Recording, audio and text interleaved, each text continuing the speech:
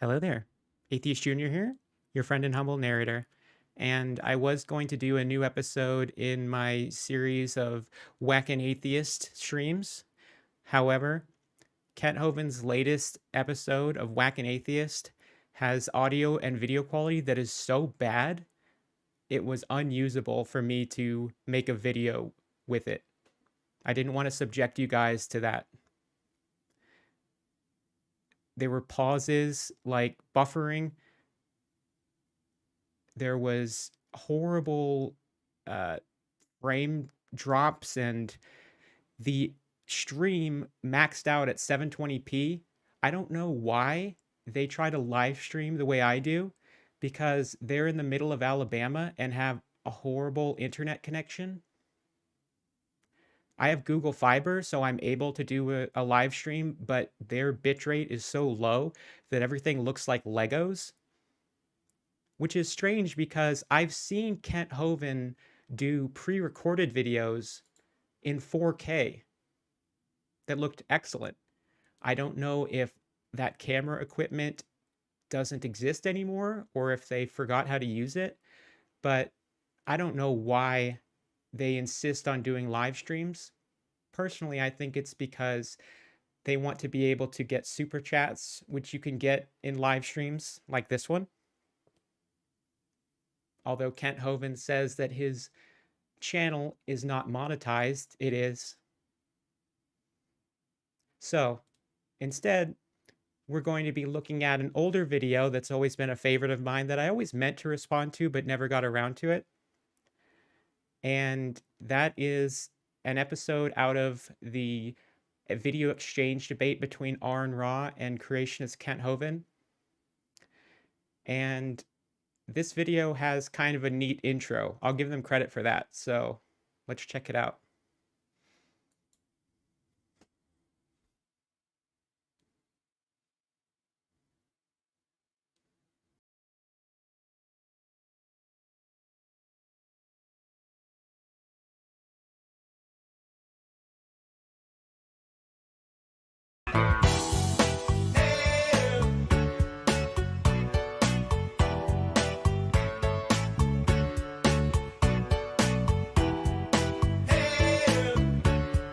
Hello folks, Kent Hovind here. It is January 26, 2019.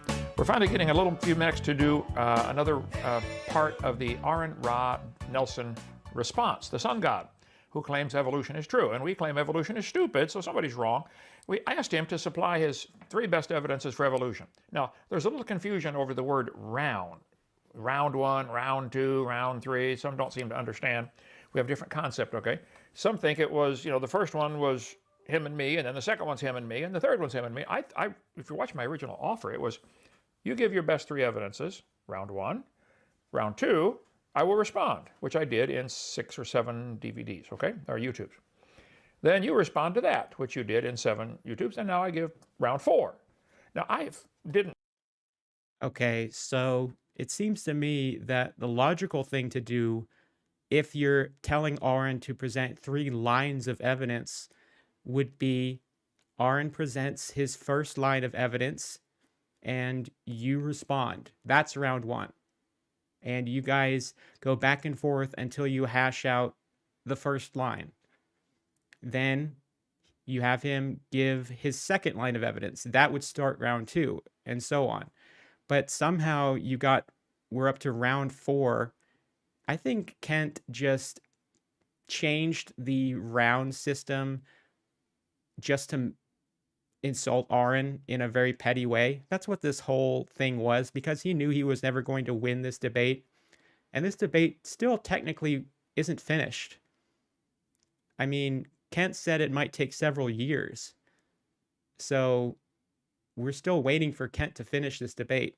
Catch it in time that he was calling it round 1, part 2. And anyway, I'm calling it round 4, and I'm done after this unless something emergency comes up. And this is actually round 4, part 3.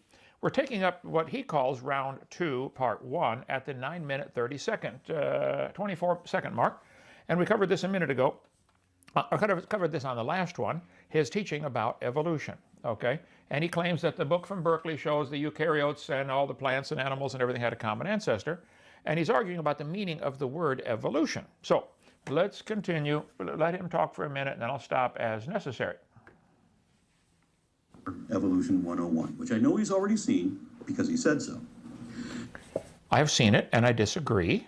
Just because they say that doesn't mean it's true. You don't seem to get it. School's in today. Sit down. I'll teach you. Notice that it shows a basic division of prokaryotes and eukaryotes, but makes no mention at all about the origin of life, nor the origin of chemicals, planets, or the cosmos. This audio quality. Kent chooses literally the worst possible way to do a response video by playing the video out loud through his computer speakers and then using his microphone to record that audio and then responding to it into his microphone. It sounds horrible. He should do it like I do, but he can't because he has to have the peanut gallery in front of him. He has to have his audience in front of him. Although I don't even think that they're here in this video. I know in some of these response videos, Kent didn't have anybody in the room with him, which makes it even more pointless. See, Mr. Nelson, you guys are frantic to not include all those other things because you don't have a clue how they happen, but you don't seem to admit that you have to have those first 5 steps of evolution, first 4 steps. I have for years been giving there 6 different meanings to the word evolution, and you guys really are frantically trying to cover your backside and say, oh, that doesn't include all that. Yes, it has to. No, they aren't included because those are separate scientific fields. You just say that they're part of the definition because you need evolution to start at the beginning of the universe so you can equivocate your creationism to the theory of evolution. But I've seen you read definitions of evolution from the internet that don't include the Big Bang or star formation or planet formation or chemical formation. You did it in the Whack and Atheist responding to me. Let me explain it one more time, okay? The word evolution has 6 different meanings, okay? You hate this chart, I know, but I'm going to do it again so maybe some of your disciples will understand what you're trying to hide from them, okay? Cosmic evolution, the origin of time, space, matter, is talked about in the textbooks. Chemical evolution, which would mean if the Big Bang happened for cosmic evolution, which it did not, then, by the way, quick thought, one of the arguments the atheists are using now is, well, the Big Bang wasn't an explosion, it was a rapid expansion. Okay, now stop and think for just a minute. If the stars rapidly expanded into their place, faster than the speed of light, if you look at the articles about that, then the universe could be 50 billion light years across and still only be 6,000 years old. Your understanding of the Big Bang Theory is childish and pathetic. We're not supposed to be even talking about this theory, but you've already changed the topic to the Big Bang Theory. So I shouldn't even respond to this, but I will anyway, because that's what I do on these videos. So the Big Bang Theory did not say that stars were formed right when expansion started. Right when the Big Bang Theory happened, you had fully formed stars. It doesn't say anything like that. It doesn't say there was a fully formed Earth either. That wouldn't have been until billions of years later. And you didn't have the fundamental particles being able to coalesce to form atomic nuclei, atoms, protons, and neutrons because the universe was too hot for that to happen. Now, you're saying that the Big Bang Theory suggests that stars expanded faster than the speed of light. It doesn't say anything like that. So this is just a straw man misrepresentation combined with a fallacious, wrong definition of evolution. If it came from a rapid expansion of the space, think about that for 5 minutes. Anyway, then you'd have to have chemical evolution where the different elements would evolve. And you gave in your response how that, hydrogen can be combined with 2 molecules to make helium, and I agree. They can fuse these up to iron, which is where the problem starts. Actually, it's a problem before that. Because in order to fuse enough hydrogen to make all the elements just down here, you got to have a whole lot of material, matter, fundamental space, stuff filling the space. So you have to have trillions of molecules of all these things, hydrogen, helium, everything. So you guys just assume all of this was packed into a singularity, a dot of nothing, which is why I've always asked, where did the matter come from? You're not answering it at all. Where did space come from? Where did time come from? Is time eternal? It's space and time are not two separate things. It's called space-time. You would think that a science teacher would understand this. Has there always been this phenomena called time? Well, if time is infinite into the past, how did we ever get to where we are today? It had to have a starting point. Time, space, matter. But stellar evolution, I'm going to show you right from the books, they do teach this stuff. So you totally just skipped over your own question about how to get how you fuse past iron if you can't fuse new elements past iron. The way that you create substances heavier than iron is by a process called neutron capture, where neutrons penetrate an atomic nucleus. For example, an iron atom, which absorbs the neutrons, creating a new heavier atomic nucleus and thus a new element. And one place that we see this happening is supernovae. So that's where we got elements above iron, is from supernovae explosions. Stellar and planetary evolution, yes, they teach that as part of the theory. The silent embarrassment is we do not know how a single star managed to form. We talked about that quote mine, if you read the source of it, it's talking about the stars in the observable universe. It's talking about a certain criteria of stars, and it's saying we don't know how these stars formed. It's not saying we don't know how any star formed ever. Also, that source is very, very outdated, and we've learned a lot about star formation since that quote. About that in our seminar part 1, creation seminar part 1. No one knows how star formation proceeds. It's really remarkable. We see stars blow up, and that's all we see. We cover this on video 1. That's not true. We see the different stages that stars are in during their lifetime. We look at different stars, and we see that they're different ages, and they have different properties. It's like I've never seen a baby grow up into an adult or an elderly person in my lifetime or right in front of me.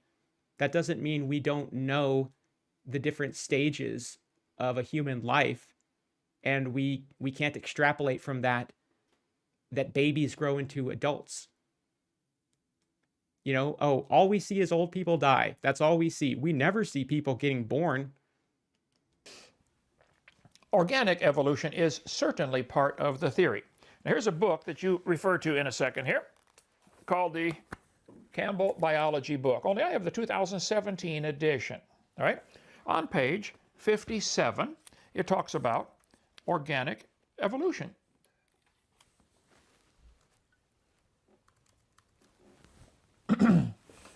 On page 57, Organic Chemistry, the study of carbon compounds, how life got started. Now, why is the discussion of how life got started in a biology textbook? Why would it not be? Kent, you said that the definition of evolution included the origin of the universe, the Big Bang Theory, planet formation, star formation, chemical formation, all of that. You said it earlier in this video. You said the definition of evolution has 6 different meanings and that it includes these other definitions. And yet you accuse Aron of skipping over these definitions and just wanting to start when life already exists on Earth, but you yourself just skipped over all these other definitions, the Big Bang Theory, chemical formation, planet formation that you just mentioned. And now you're saying, well, why would a biology textbook talk about the origin of life? Well, why wouldn't it? Show me a biology textbook that mentions the Big Bang Theory and planet formation. If it's not part of the theory. You guys keep trying to hide these first 4 meanings of evolution, which I clearly point out. They have to be part of your theory. Yes, they do. And you will say, I've already instructed you about this. I've already told you about it. Mr. Nelson, I've already corrected you on this a dozen times. Stop trying to hide. This is part of your theory. The Miller-Urey experiment, which is a dismal failure. No. So the Miller-Urey experiment, these notes are from Stated Clearly, who I might be doing a collaboration with soon, by the way. He has a video on the Miller-Urey experiment that's really great, and here are some notes from his video. So the Miller-Urey experiment was the first attempt to scientifically explore ideas about the origin of life. Miller simulated conditions thought to be common on the ancient Earth. The purpose was to test the idea that complex molecules of life, in this case amino acids, could have arisen on our young planet through simple natural chemical reactions. The experiment was a success in that amino acids, the building blocks of life, were produced during the simulation. The finding was so significant that it kickstarted an entirely new field of study, prebiotic chemistry. Scientists now have reason to believe that the gases used in the Miller-Urey simulation were not actually the same as those of the ancient atmosphere.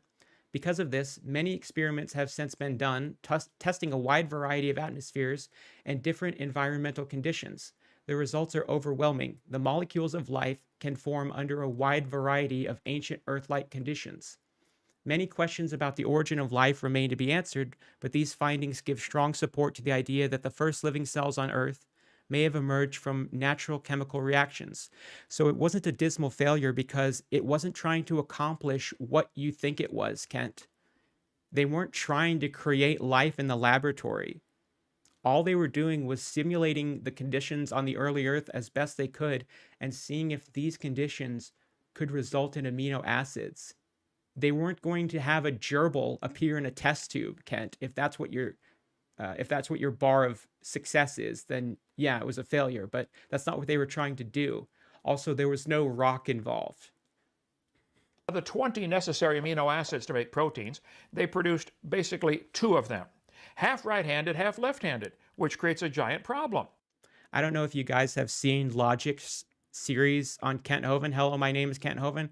Which flask was the rock in? I love those videos. It's like dropping letters of the alphabet. Some letters of the alphabet, like the letter capital A, can be forward or backward and it still looks the same. Some, if you turn them backwards, it's meaningless, like a backwards letter B. Doesn't mean anything in the English language. Some of our 26 letters, letter I or H, would be bilateral symmetry. Bilateral Hovind symmetry. But others would not be. H for Hovind. But the amino acids that they created in the Miller-Urey experiment, half of them were left-handed, half of them were right-handed. This is a royal problem. Why? Why is it a problem? What does chirality have to do with this in the first place? Who cares? All that they wanted to show was that amino acids could be produced from early Earth conditions. It doesn't matter about the chirality of the acids. You guys never discuss how you're going to get hundreds of these in the right order, facing the right way, at the same time, and they degrade much faster than they form. Citation needed, bro. Cover the Miller experiment on video number 4 of my seminar part 4, so I'd suggest you watch that. They do talk about life beginning in your book right here. Okay, Mr. Nelson, on page 524 of this Campbell biology book, 2017 edition, they talk about the conditions of early Earth made the origin of life possible. Why are they talking about the origin of life in a biology book? They do. The spontaneous generation of life is part of the theory. Stop pretending that it's not. Now, the fact that it makes you look foolish when you can't explain it, you should feel foolish for believing all life came from a rock. You should feel real foolish for that. I'm trying to help. Okay. Okay, we have a super chat from Big Bad Mama for $2. And it says, sending love and support. Thank you, Big Bad Mama. And on that note, I'm going to do a little ad break. So, again, you're saying that, oh, this biology textbook, it talks about the origin of life. Well, what about the Big Bang Theory?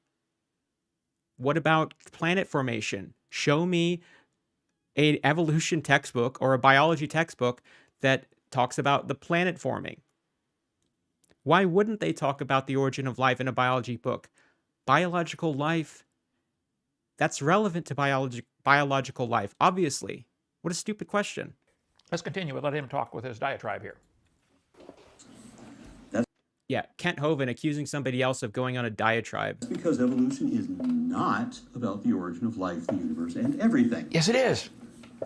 I think he's equivocating the modern definition of the theory of evolution, descent with inherent modification and reproductive populations of living organisms over many generations. And How does Aron talk so fast? confusing that with the colloquial meaning of simply any change over time, which is what evolution meant back when Darwin initially chose that word and subsequently enhanced it. It is still in the books in the 2017 edition, Mr. Nelson.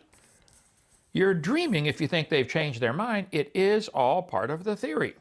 It's not even what Aron said. You're just repeating yourself. He says he got all this from his textbooks, but let's check mine. This one from Pearson says that evolution is descent with modification, the idea that living species are descendants of ancestral species that are different from the present day ones. That is correct. That book says that, but it also talks about the origin of life, the Big Bang, the origin of time, space, matter.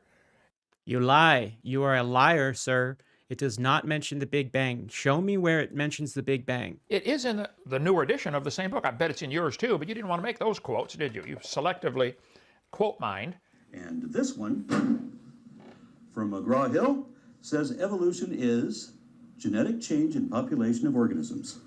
Okay, I have that book on my shelf somewhere here, probably the same one, 2010 edition. If not, I guarantee, I'll bet you $10, I could go through that book that you just held up and find where they do discuss the origin of life, and they do discuss the origin of space and time, organic evolution. They may not call it those names.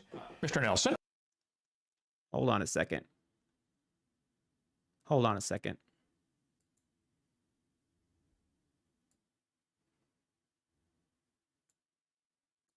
Where they do discuss the origin of. Okay.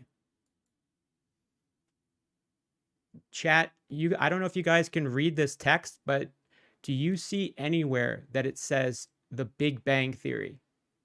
It starts with the origin of living things. So I'm going to read these. It says, origin of living things. Biology of the cell, energetics, reproduction and heredity, molecular genetics, evolution, ecology and behavior, the global environment, viruses and simple organisms, plant form, almost said planet formation, but no, plant form and function, plant growth and reproduction, animal diversity, animal form and function, regulating the animal biosphere. I don't know. Biology? Not sure what that says. So I think you're busted, Kent. I think you're busted on this one. Life, and they do discuss the origin of space and time, organic evolution. They may not call it those names. Mr. Nelson, I have an older edition of that same book. They had to take the covers off to ship it through the prison system, I think is what happened, but it's the same thing. It's the, let me get the name here. Biology, 6th edition by Raven, Johnson, Singer, a bunch of other ones here, published by McGraw-Hill. And the entire first part, the origin of living things, right here. The origin and early history of life. Well, if the origin of life is not part of the theory, like you're trying to pretend it's not, why is it in this same book? I'm sure they just... He never said that the origin... Well, hold on a second. This is a book about biology. So you're making a different claim here. You're saying that Aron's claim is that abiogenesis is not part of the theory of evolution, which it isn't. But his claim here was that your definitions of evolution, i.e. the Big Bang Theory and planet formation, weren't part of a biology book. And later on, Aron is going to show a book that's strictly about evolution and that there's no part in there about abiogenesis. Keep modifying the same book every few years to get new copyrights and stuff. But they taught it in 2002, and I'd be willing to bet it's in yours, and I bet if we got the newest edition of this, it'd be in the new one also. The origin of life is part of the evolution theory. If it's not, Mr. Nelson, would you call Mr. Raven and tell these folks, stop putting that in biology books, because it's not biology. You guys get all upset about that, saying it's not biology. Yes, it is part of biology. It's essential. If you're going to have life evolving into different kinds, where did the first one start? You have to have a starting point. You guys are trying desperately to avoid that because you don't have an answer. And this one from Thompson says evolution is any Nice green screen, Aron. Ha, got him. cumulative genetic changes in a population from generation to generation. I don't know if I have that one or not. I have a whole collection of them, but this is silly to even go down this road.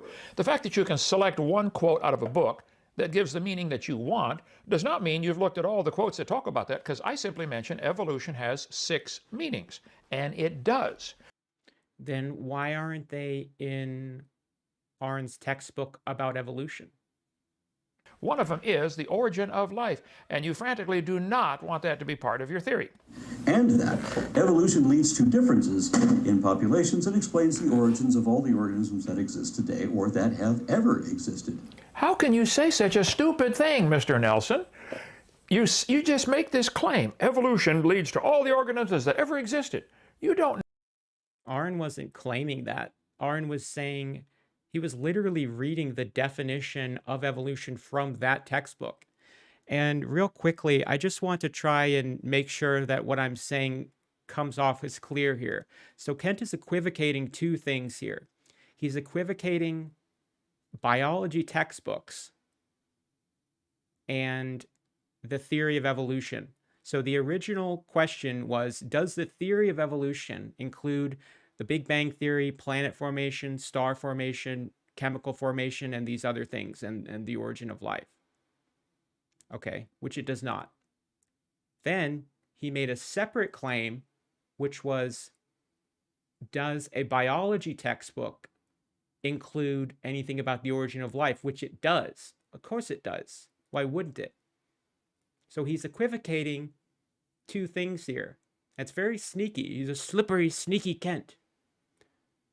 So biology textbooks are going to talk about evolution, and they're going to talk about the origin of life. So I can see what you're doing here, Kent. It's very slippery, very sneaky, very Hovind. But that doesn't mean that evolution says anything about the Big Bang. No such a thing. This is part of your religion. This is not science. Nobody's ever seen a cow produce a non-cow or a dog produce a non-dog, and I've corrected you on this hundreds of times. It's common sense 101.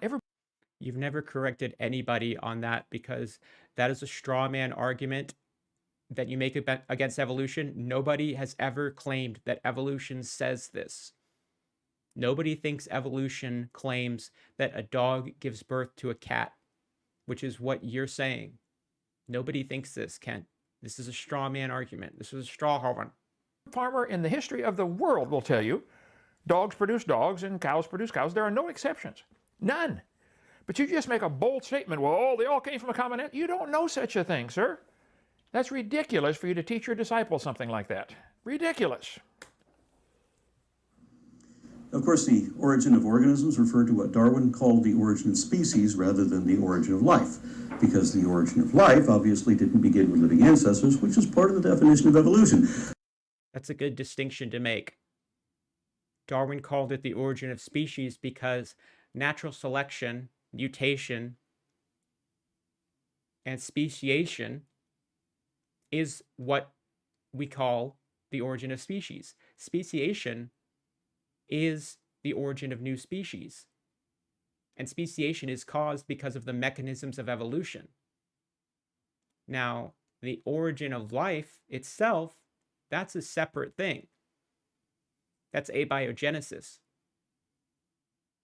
But that's not something that, should be equivocated here. But of course, Kent loves to do that.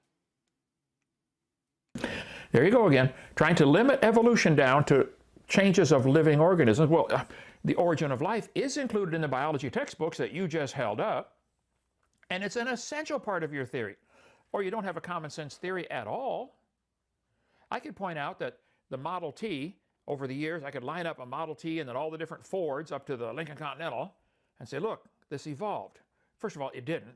Intelligent people sometimes put their input in there to improve the quality of the thing, make it something different, add new features, okay? Power seats, windows, stuff like that. But it didn't happen by itself, and it didn't originate from nothing. Nobody claims that evolution says that either. Cars can't reproduce. Cars can't be related to each other genetically. Now, in science, you can use analogies. However, I would much rather talk about the actual data. This is something that Kent does not ever want to do. Let's talk about the actual animals. I don't want to talk about cars because that's too obscure. Let's talk about the actual evidence here. So that's a poor example, but a living organism changing from an amoeba to a whale and a pine tree is a trillion times more complex than what happened to the Model T to the Lincoln. Trillions of times more complex. I don't know how you guys can believe such a dumb thing. Are you saying that actually happened? So abiogenesis is not part of evolution, and neither is planetary formation. Yes, it is, sir. It's all in there, and I show it in, watch my video series, okay? I've corrected you on this many times, but you refuse to learn because you are hiding the fact that you guys don't have a clue how that could happen, and yet anybody, a 5-year-old would tell you, well, hold it, if animals are evolving into other kinds, how did they start? Nobody says that animals are evolving into other kinds. It's not a scientific term. And where did the time, space, matter come from? Where did the stars come from? All that's an essential part of the same theory. Nor cosmogony, all of which were grossly misrepresented by this anti-scientist. I'm not anti-science. I love science. I'm trying to rescue it from morons who believe they came from a rock. I love science. Evolution is not part of science. No farmer has ever seen a dog produce a non-dog or corn produce non-corn. It has never been observed. Science deals with what we can observe, study, test, and demonstrate. I'm not anti-science, sir. You are anti-science. Early Native American farmers changed corn, which was called maize, from something that had a few kernels per stalk to the modern corn on the cob that has hundreds of pieces of corn on it. That's a radical change that farmers observed. Maybe not one farmer in his own lifetime, but human farmers observed a change that made a crop that had very, very little food value to it into something that we not only eat, but also powers engines. We make food with it using corn syrup. There's all types of things that can be done with corn because of the artificial selection that was used to make it like the modern corn on the cob. And that's something that farmers did observe. Farmers are probably the most likely people to tell you that evolution is true. This is a terrible example. Farmers have seen changes in their crops and in their animals all the time. Now, it might not be one animal giving birth to a different animal because that's stupid. Of course that wouldn't happen. That's a straw man. But farmers have seen major changes in their livestock and in their crops. That's why they've been so successful, and that's why the human population on Earth used to have a percentage of people involved in agriculture, something above 90%, and it's now at like 2% because those farmers are able to produce enough food because it's so hardy now that we don't need to spend all our time farming. It's moronic to believe all living organisms, because they're eukaryotes, all came from a common ancestor. You can believe that if you want, but sir, that is your religion. Would you please just admit it? It's a religious belief. You've never observed any of that.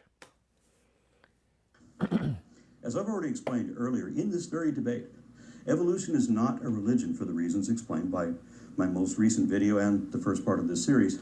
Yes, sir. I'm sorry. You are simply mistaken. It's a big smokescreen, cloud cover. Evolution is something that has to be taken by faith. So 0645-2017 has no defense in repeating this lie. Oh, I'm going to repeat it. It's not Oh, I'm going to repeat that lie. I'm going to repeat the lie. I love that. A Hovindian slip. It's one of my favorite moments in this debate. So Kent has no recourse in repeating this lie. Oh, I'm going to repeat the lie. And he is. He's going to repeat it. Of course, he doesn't think it's a lie, but he's going to repeat it. That's what Kent does best. Oh, I'm going to repeat it. a lie, sir. I'm going to repeat it the rest of my life. And when I'm dead, my videos are going to share this fact, truth, that evolution is a religion. When I'm dead, I'm going to have my videos playing at my funeral, and I'm going to have my corpse be spring-loaded and be hooked up to wires so it flies around the room saying, Hovind, Hovind, buy my DVDs, buy my videos from beyond the grave. To millions worldwide. So killing me wouldn't do any good. So stop. Darn. saying you've corrected me on this. You haven't corrected me. I'm trying to correct you. You believe strongly in evolution. Here's the definition. I've created a Hovind robot that I've programmed with all of my BS sayings to just repeat them infinitely after I die, so killing me wouldn't do any good. Of religion. Okay, we have a super chat for $4.99 from Valkyrie Vision. It says, "This is very meta. It's going to be added to my sleep time playlist as well as listening to it tonight." Well, thank you to Valkyrie Vision. Mr. Nelson, religion is a set of beliefs concerning the cause, nature, and purpose of the universe. This is exactly what evolution tries to answer. What's the cause of the universe? Where did it come from? What's the nature of the universe? What's it like? What's the purpose of the universe? You guys have a religion in every sense of the word and don't even understand that you have a religion. You know, they say that's the master of deception, when you can get your enemy to believe something and work for you and not even know he's working for you. The devil has you working for him and you don't even believe the devil exists. He's a master at getting people tricked into working, doing his bidding. Well, he's a Satanist, but that doesn't mean that he thinks Satan exists. I just think this is funny in retrospect, since Aron has come out as a Satanist since this video was published. But Satanists don't actually believe in a literal Satan. It's more of just something to piss off people like Kent Hovind. I'm not personally a Satanist, but I support their what they view as being important, you know. And their 10 commandments make a lot more sense than the biblical 10 commandments. Without admitting he's even pulling the strings behind the curtain. You fell for it, sir. I'm here to help, okay? Likewise, the Big Bang wasn't nothing that exploded. I mean, first of all, it wasn't an absolute philosophical nothing. Not even Lawrence Krauss believes in an absolute philosophical nothing. And cosmic inflation isn't really an explosion either. Not that I want to defend the Big Bang. I accept that it's the only theory of cosmic origin. You accept, you mean you believe. You're using the wrong word, Mr. Nelson. You believe it's the only, and it's not the only theory, obviously. There are two choices. If you're walking through the woods and you find an arrowhead, okay, you have two simple choices. Look at it and say, wow, it happened naturally, or somebody made it. I can't think of a third choice. Either this happened naturally or somebody created it. It's possible that a rock could be shaped by erosion to be not a perfect arrowhead, but something that would be functional as an arrowhead, which is actually not a bad analogy for evolution. Because evolution isn't about getting the perfect form or the perfect body plan. It's usually just, well, whatever works, whatever we can make work with what we have, as long as that helps you live long enough to reproduce, then that's good enough in evolution. And I think it's possible that a rock could be shaped by natural forces to resemble a functional arrowhead. Maybe even trick somebody into thinking it was an arrowhead carved by a person. It's possible. You guys have limited yourself already before you even begin the discussion that you have to have a naturalistic answer because you don't like the idea of God coming in telling you what to do. How does that make any sense if Aron doesn't think that God exists? You know? And of course, I wouldn't want somebody enforcing the laws of the Bible on my life. The Bible is incredibly archaic and outdated and barbaric. It would be horrible living under Mosaic law. It was an incredibly violent time full of people like women, LGBT people, minorities having no rights and being enslaved. I don't want to go back to those type of laws, so you're darn right. Okay, we have another super chat from Valkyrie Vision for $1.99 that says, "I'm blind, so I listen, but I love your show, AJ." Well, thank you. I'm glad that you enjoy it. If I told you I want you to explain how this arrowhead came to be, but you cannot use man as your answer, you could spend years studying thermal expansion of flint material, or exfoliation, or abrasion, or how landslides could possibly rub rocks against each other and cut these little notches in it. All of your explanations would be stupid compared to the obvious answer: somebody made the arrowhead. Why would that be stupid? people in chat tell me, do you think that this arrowhead could form via natural processes like erosion? It's not like a perfect arrowhead, like one that's an exact triangle shape that's obviously been carved by somebody. That looks like you could have found it on the ground. And it just has to be good enough to pierce somebody's skin. You know, an arrowhead doesn't have to be perfectly formed. It just has to be good enough to hurt somebody. Now, as far as who did it and why, I don't know. It doesn't matter. Somebody did it. That's what matters. So it is not correct to say the only explanation is a naturalistic explanation. How can you believe such a thing? And to challenge any theory, I would have to produce a better theory to use in its place. But I don't really like the Big Bang, probably because I don't understand it. I don't think you understand evolution either, Mr. Nelson, okay? You have to have something to evolve, and the Big Bang is not a nothing. Okay, so they're calling it a singularity. Read all the articles about it. Google Big Bang. They all talk about a speck of material, or a singularity, smaller than a period on a page. Sir, you could not squeeze a bowling ball into a dot smaller than a period on a page with all the pressure on Earth. So what? We don't have to do that. What's your point? You guys dream about intense gravitational pull, pulling everything together, and all the stars, all the planets had not this little singularity for the dumb Big Bang theory, not only had to have all the matter, it had to have all the energy. Add up the total energy of all the stars in the universe. How much energy is just inside the Earth? How much heat energy is there? Just coming off the sun. What is the total energy of the sun burning every second? Add that all up for millions of years, get the cum total of all the stars and all their energy. That had to be in that initial singularity, didn't it? No, because like I said, when the Big Bang first started, when expansion first started, you didn't have fully formed stars and planets existing. So that doesn't make any sense. They wouldn't have been inside the singularity. You didn't have all of the solar system's planets popping out of a kablooey graphic. And you don't even have to look at a star to say, oh, look, how much energy was in a star. Every small speck of matter has an incredibly high amount of energy within it. That's what E equals mc squared means. So matter itself contains energy. You know, you don't need to have, oh, you have matter and you have energy. Like, they're sort of one and the same. Kind of. And the modern processes, classical physics, break down right when the Big Bang happened, before the Planck time, because you had the four fundamental forces of the universe, like the strong and weak nuclear force, the electromagnetic force. They were split up into different forces, or they were combined into one force. And when you get on the smallest level near a singularity, you deal with quantum mechanics and not classical physics. So none of what you're asking here applies to the earliest times of the Big Bang.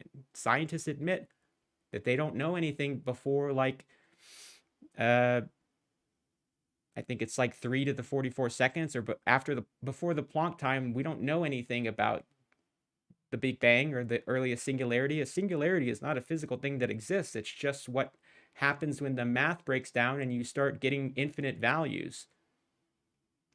When t equals 0, you start getting these infinite values and infinite density, and we don't know how to calculate that math within our own framework. And like Aron said, at least he can admit that he doesn't understand the Big Bang. Kent Hovind would never say something like that. He's too arrogant. Think about that. They never talk about that one. He jumps from there to the Earth cooling down, skipping a significant step that we'll cover in a moment. But to say that the rocky crust of the Earth became a soup because of the rain is just indefensibly false. Let me show you where the textbooks do teach that, sir.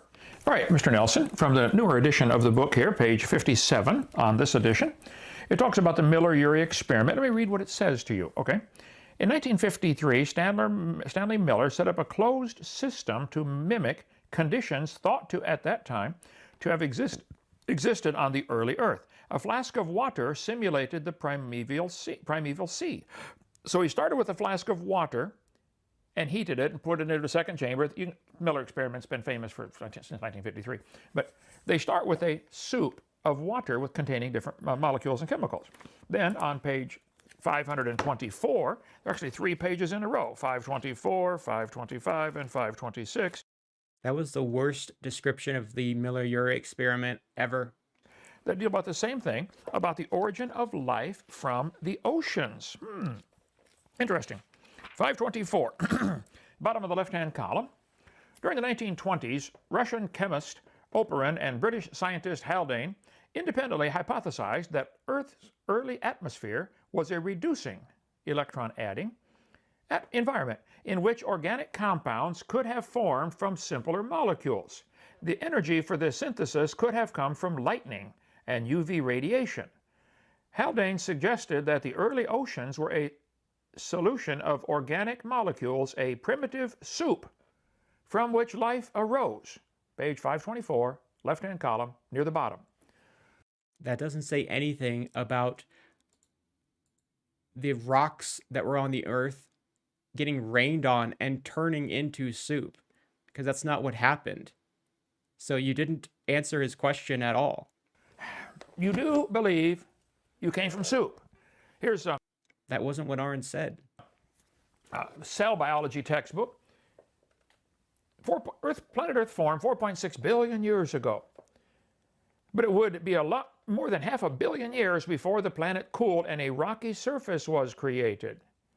How about Holt's science book? As the Earth formed, its surface may have been similar to the surface of the Moon today. Craters like those in this picture and large plains of volcanic basalt may have marked its surface. But unlike its moon, Earth's surface was hot and there were large pools of bubbling lava. And then it cooled down. For a long time, there was no oxygen on the Earth at all until 4 billion years ago when oxygen began to accumulate and the first life appeared.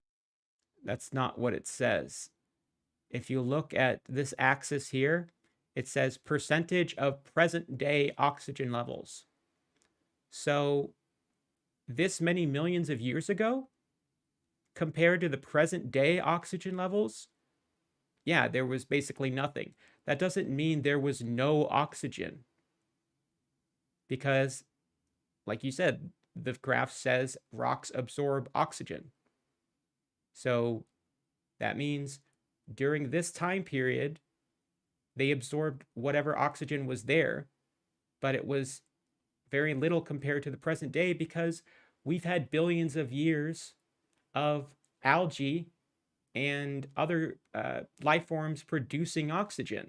So of course, the amount of oxygen on the very early Earth would not be as much. It doesn't mean there was none. What are you talking about? Okay, we have a super chat from Mr. Pancake for $1.99. It says, Kent reads 100% at a 7th grade level.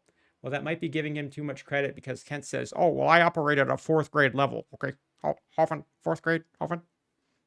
I go in the women's bathroom, Hovind. Right away, as soon as there's oxygen, bang, there's life. And then the first bacteria began to use oxygen. And they've got these charts that they teach in the Discover biology book over there on the shelf.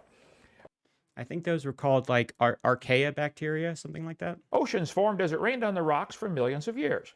Millions of years of torrential rains created great oceans. This is all part of the theory in every biology book I've ever seen or earth science book. Swirling in the waters of the oceans is a bubbling broth of complex chemicals, like the Miller experiment. Some of them are carbohydrates, proteins, and nucleic acids, the chemicals of life. However, progress from a complex chemical soup to a living organism is very slow. Mr. Nelson, you do believe you came from soup. How about this? Well, that wasn't what Aron said. He said that claiming that the rocks melted into the primordial soup is indefensibly false.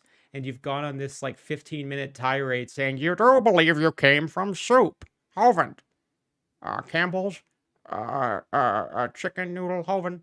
Chicken noodle soup with a Hovind on the side. On Nature magazine. Life on Earth may have begun in rocks on the ocean floor. Yep, you believe you came from a rock. Yes, you do. The first self-replicating systems must have emerged in this organic soup. Who's this? Glencoe biology. I do think that a textbook probably should say something more like the first organic systems likely emerged from this organic soup. Because saying that they must have implies that the primordial soup is the only possible explanation. Of course, that's a very outdated textbook that might have been before they knew about other theories like panspermia or hydrothermal vents or the RNA world, early RNA world, stuff like that. So I do agree that that probably could have been worded better, because in science, unlike religion, it's usually not good to claim outright that we know something is true. It's usually good to say that something is likely to be true based on the best current available evidence. I forget the word that you use for that. Earth began as a hot ball of rock. Meteors bombarded the surface, and volcanoes made high temperatures, and everything's bubbling lava. Okay. Everything's bubbling, Hovind. About 3.9 billion years ago, Earth had cooled enough for water vapor to condense, and Earth was, for the first time, experiencing violent rainstorms. Oh, so it's raining on the rocks, just like I've said for years. Eventually, the accumulated rainfall formed Earth's oceans. So let me... Okay, sorry to interrupt you, Hovind. We have a super chat for $5 from I'm Sorry Wilson. It says, your Hovind impression is pretty good. Not quite at the level of Dr. Josh, but still pretty good. Well, I'll take that. That's good enough for me. Explain it to you in simple words, okay? The Earth was a hot ball of rock. It took a... And metal and other things and elements. It wasn't just rock. long time to cool down, and then it began to rain on the rocks for millions of years and accumulated in the oceans. It is in these oceans, the 3.5 billion years ago, scientists believe the first living organisms appeared. You believe you came from soup. How can you not see such an obvious thing? That's what the books teach. How could you believe that such a thing? It boggles my mind. But anyway, let's continue. To add that the soup came alive is also false and shows that he doesn't have any idea what he's talking about. I showed you right from the textbooks, Mr. Nelson. You're the one that doesn't have a clue what you're talking about. Your own theory teaches this stuff. You know, when you show a Mormon what their church really believes, some of them say, I didn't know our church believed that. I'm getting out of that church. And they should, okay? When you show an honest evolutionist, this is what your theory really teaches. You came from soup.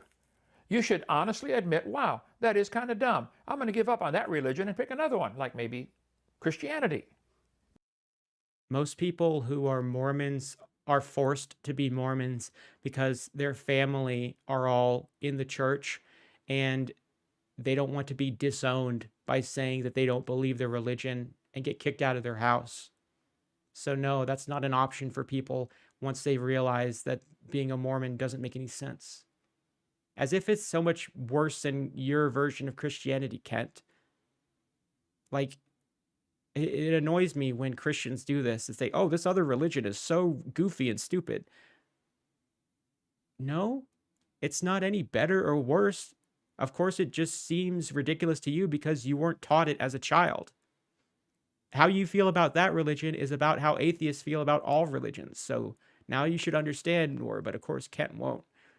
I don't understand anything. But no, you like this one because it gives you freedom from God. I understand. As I explained in my middle school primer, abiogenesis is a multi-stage collection of overlapping processes in succession. So let me summarize that for the kids that are watching this.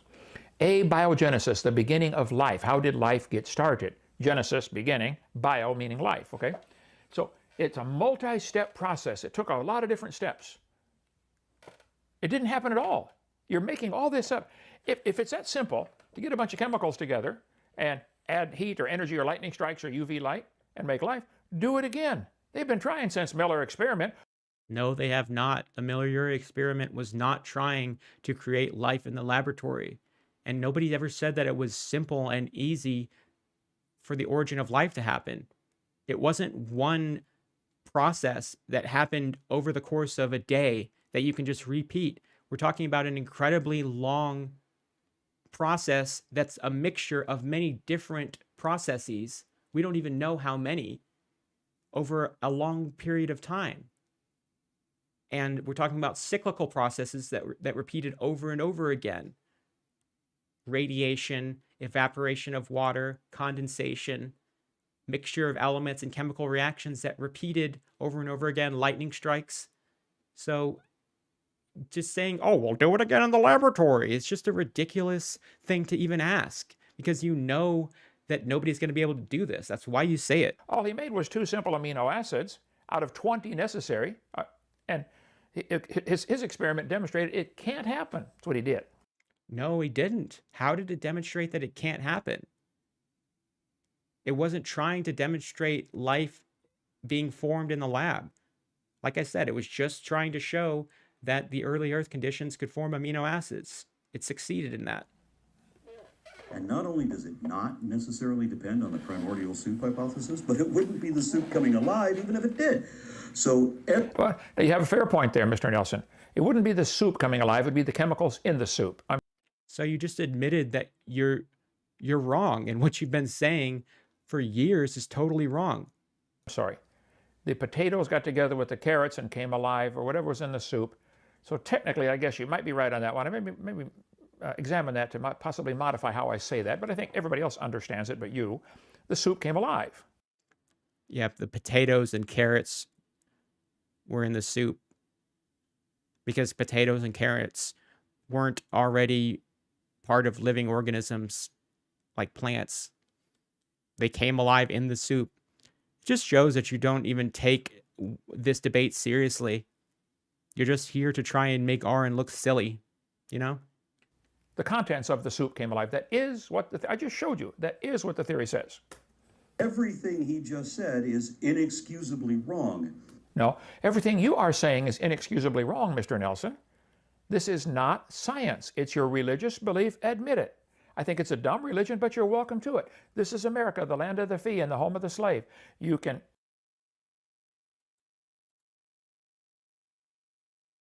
I'm sorry, Kent. What does that mean? The land of the fee and the home of the slave? Are you complaining about having to pay taxes? Because if you're implying that being forced to pay income taxes is akin to slavery, when talking about America, when people really were enslaved, is pretty messed up. It's kind of racist also. Saying a joke that America had slavery. That's not really funny. Oh, America, the land of slaves. Okay. Yeah, America has a horrible, bloody history. That's not, what's your point? Believe whatever you want to believe. I don't care. But I don't want to pay. You obviously care. For your religion to be taught in the public schools. That's all. Take it out. Go start private schools all over America. Who wants to learn evolution? Come here. Nobody will come. And you have to close down. But there are lots of universities, colleges, and community colleges where people willingly attend to learn about evolution. So you're just wrong. Okay, we have a super chat. For some reason, my YouTube chat thing isn't working, but we have a super chat from Martin. I'm just going to say Martin. I don't know how to pronounce your last name. It says, wow, for 20 British pounds. Wow, inmate 0645 2017 lies. Who would have thought? You keep on exposing those frauds, AJ. Well, I try. I do the best I can. it's okay. But I do it for you guys. Try it. Just try it. Evolution school, non-taxpayer funded in any way. No government grants, nothing. Just try it. See if you can make it. I don't think that university teachers get paid. I don't think their salaries come from tax dollars. He even skipped out on one of his alleged intermediate stages of evolution, but he came back to it later.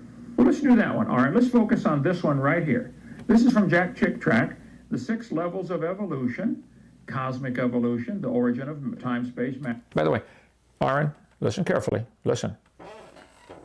Listen to this man right here. He's trying to help you. He is.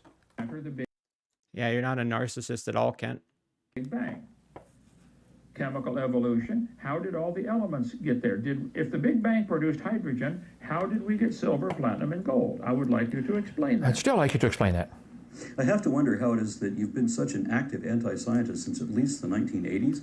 I have never been an active anti-scientist, Mr. Nelson. Stop saying that. You're lying through your teeth. I love science. We have a science center. We do science experiments here. We have kids come and have a blast learning real science. We have a cup, and it's attached to another cup with a string, and that's the only phone system we have here. And we have dial-up internet. You know, I love science. Okay, that's the other day I made a volcano out of Kool-Aid and baking soda, and it went fizz. It fizzed up. Which is things we can observe, study, test, and demonstrate. But you throw in these little jabs like you're an anti-scientist. No, I'm not. Because Kent Hovind has never thrown jabs at somebody else during a video or during a debate. You're an I'm going to end the stream pretty soon because I'm getting sick of listening to this person. anti-scientist. You believe life came from non-living material. That's not science. You believe an amoeba produced a pine tree and a whale over billions of years. That's not science. You're the anti-scientist, sir. You're projecting is what you're doing. Okay. I think that's a good note to go out on. Oh, you're projecting. That's what you're doing. Kent Hovind accusing somebody else of projecting. I mean, that's literally projecting. Okay, so we just hit the hour mark, and for some reason, my YouTube chat thing is broken. I can't show the comments on the screen. So I'm going to end the stream here, but I wanted to say thank you to all of the people in the live chat. Thank you to all of the people who sent super chats. Let me see how many people we have watching. We have 140 concurrent viewers. So thank you to all of the people watching. And I want to say real quick, because I have been bad about remembering to do this, I want to say thank you to the people who support me on Patreon, because I have some new patrons who've signed up recently. So real quick, I just want to say thank you to David Street, Paul Cammish, Regios, Pterodactyl Hunter, Jack, Stacy C, Jaycie McGruder, Irisarc, Pumpkin J, Alysha L, Constance, Dave Wilkinson, Jason Metcalf, Ryan, Christopher Johnson. Is that like the Christopher Johnson from District 9? Peter Emanuelsson, Ian Chen, Professor Flynn, CL, Robert Anthenat, Noah's Hangover, Thomas M. Gallipoli, TapiocaWeasel, Patrick Summers, Geo, Cheryl Starner, Luke Stevens, Lisa Swanson, Travis Harder, and Daniel Hartwell. Thank you guys for supporting me on Patreon. If you guys want to sign up to my Patreon, you can pledge as little as $1 per month, and it helps me make a living off of doing these videos. So I really appreciate it. I appreciate all of the support. So like this video and subscribe to the channel if you haven't already. And yeah, you know, I'll just see you guys in the next video. Thank you for showing up to my live stream, and I hope you guys enjoyed it.